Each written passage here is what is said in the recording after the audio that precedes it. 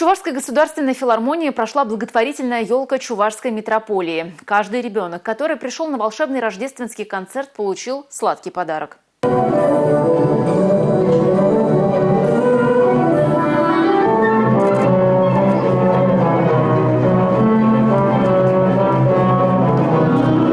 Это не новогодняя елка. Содержание концерта рождественское. На сцене выступали творческие коллективы, среди них и семейные хоры.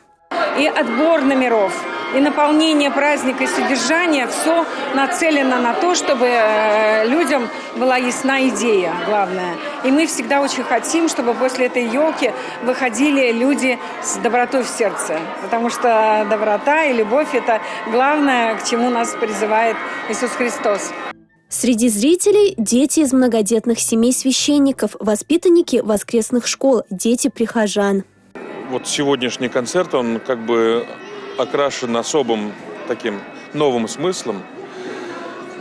Мы в этом году совместно с нашим отделом культуры и Министерством культуры Чувашской Республики решили пригласить еще детей, чьи родители находятся сейчас вот там на передовой, и не только их, а также детей, которые жили на Донбассе и приехали к нам.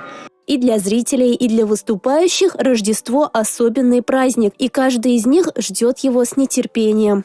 Рождество – это у нас настолько семейный праздник. С детских лет мы его ждем, от мала до велика. Сколько я себя помню, столько лет мы ходим славить Христа, петь колядки, прославлять. Это духовные произведения, которые прославляют рождение Христа. Рождество – один из самых светлых праздников, и, безусловно, каждый, кто побывал на этом празднике, смог окунуться в его волшебство. Милена Алексеева, Игорь Зверев, Республика.